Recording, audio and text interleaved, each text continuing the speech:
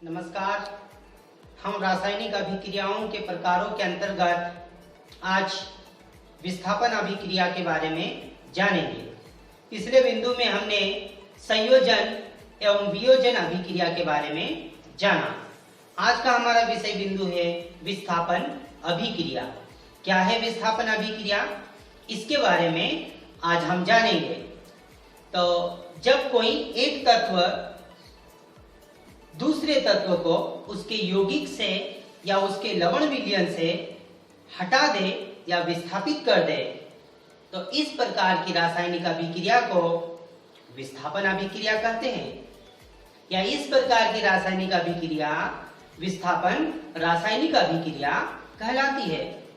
कौन सा तत्व किस तत्व को विस्थापित करेगा, आइए पहले इसके बारे में जान लेते हैं। इसके पश्चात हम विस्थापन अभिक्रिया को जाने, क्योंकि हमें यह मालूम होना आवश्यक है कि कौन सा तत्व किस तत्व को विस्थापित करेगा।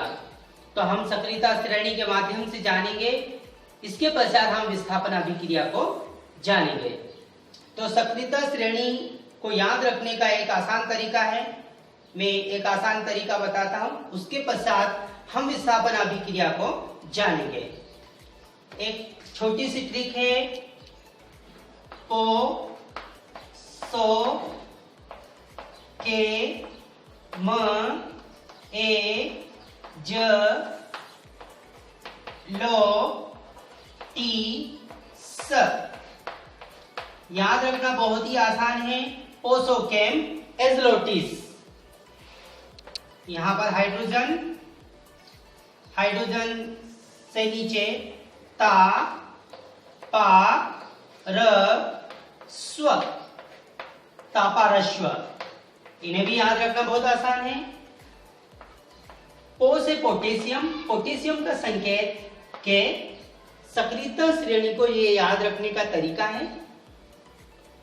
पोटेशियम का के, सोडियम का Na, कैल्शियम का Ca, मैग्नीशियम का Mg, M से मैग्नीशियम, A से एल्यूमिनियम, एल्यूमिनियम का Al, ज से जस्ता, जस्ते का Zn, लोहे के लिए Fe एवं टीन का Sn और शीशे का Pb। इस प्रकार से हमने ये संकेत लिख दिए।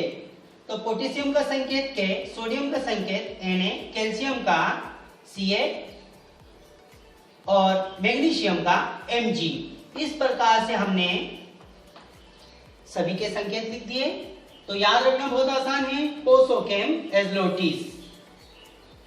Potassium, sodium, calcium, magnesium, aluminium, जस्ता, लोहा, टीन और सीसा। इसी प्रकार से यहाँ पर हाइड्रोजन रहेगा। यह हाइड्रोजन से अधिक क्रियाशील ऊपर वाले और नीचे वाले कम क्रियाशील। ता से तांबा, तांबा का संकेत Cu, पा से पारा, पारा का Hg और र से रजत Ag और स्व से स्वर्ण, स्वर्ण का Au। इस प्रकार से हमने सबके संकेत लिख दिए। तो ऊपर वाले तत्व जो है हाइड्रोजन से ऊपर वाले, वो हाइड्रोजन से अधिक क्रियाशील, और नीचे वाले तत्व जो है वो हाइड्रोजन से कम क्रियाशील। क्योंकि प्रतिस्थापन अभिक्रिया जब हम पढ़ते हैं तो एक समस्या रहती है कि कौन सा तत्व किस तत्व को विस्थापित करेगा, हटाएगा। तो ध्यान से समझे, हमेशा ऊपर वाले तत्व नीचे वाले तत्वों को उनके यौगिक से या उनके लवण विलयन से विस्थापित करेगा। तो आइए हम एक उदाहरण देखें और उदाहरण के माध्यम से विस्थापन अभिक्रिया को जानें। तो प्रथम एग्जांपल, Zn जस्ता लिया हमने प्लस CuSO4 कॉपर सल्फेट का विलयन लिया। जब जस्ते की अभिक्रिया कॉपर सल्फेट के विलयन से कराई जाती है, तो यहां पर देखिए, यहां पर तांबा जो है हाइड्रोजन से कम क्रियाशील है, नीचे है, और जस्ता सक्रियता श्रेणी में ऊपर है। तो जस्ता अधिक क्रियाशील और तांबा कम क्रियाशील, ऊपर वाले तत्व अधिक क्रियाशील और नीचे वाले तत्व कम क्रियाशील। तो हमेशा ऊपर वाले तत्व अर्थात जो अधिक सक्रिय है वही तत्व कम सक्रिय तत्व को हटा देंगे। तो जस्ता ऊपर है तांबे से, तो जस्ता तांबे को हटा देगा। तो बनने वाला जो उत्पाद होगा ZnSO4 होगा।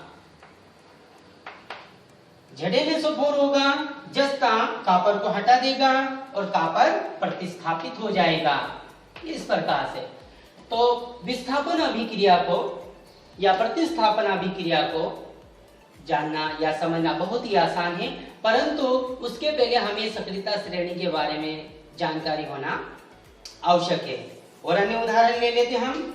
लोहे का Fe सॉलिड अवस्था में है, पुनः हम कॉपर सल्फेट के विलयन से अभिक्रिया कराएं। CuSO4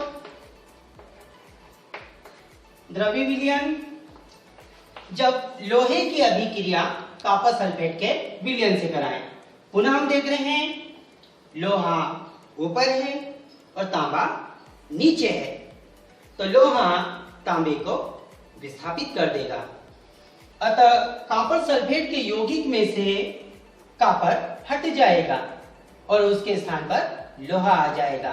तो बनने वाला जो उत्पाद होगा FeSO4 प्लस Cu, कॉपर अलग हो जाएगा। तो इस प्रकार से हम विस्थापन अभिक्रिया को आसानी से समझ सकते हैं, जान सकते हैं, परंतु उसके पहले हमें सक्रियता श्रेणी के बारे में जानकारी होना आवश्यक है कि कौन सा तत्व किस तत्व को विस्थापित करेगा। अगला बिंदु हमारा द्विविस्थापन अभिक्रिया।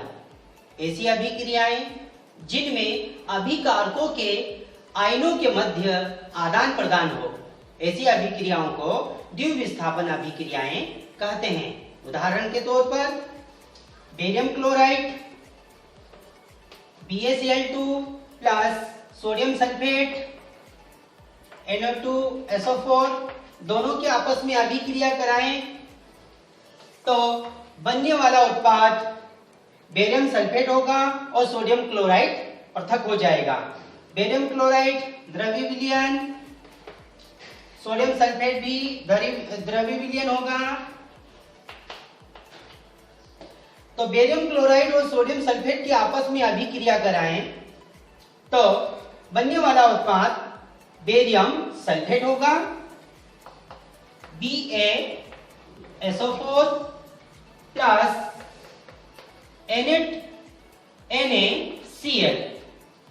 इस प्रकार से ऐसा इसलिए होता है क्योंकि बेरियम पर भी +2 आवेश पाया जाता है और SO4 पर -2 आवेश पाया जाता है। अतः ऐसी स्थिति में +2 आवेश वाला तत्व -2 वाले के साथ जुड़ जाएगा। तो अतः ऐसी स्थिति में बेरियम सल्फेट बनेगा और ये एकल संयोजी सोडियम पर Na+ संयोजकता पाई जाती है और Cl पर -1 संयोजकता पाई जाती है। तो +1 और -1 आपस में संयोजित हो जाएंगे। अतः ऐसी स्थिति में आयन एक्सचेंज होंगे। आयन एक्सचेंज होंगे तो NaCl बनेगा और बेरियम सल्फेट बनेगा।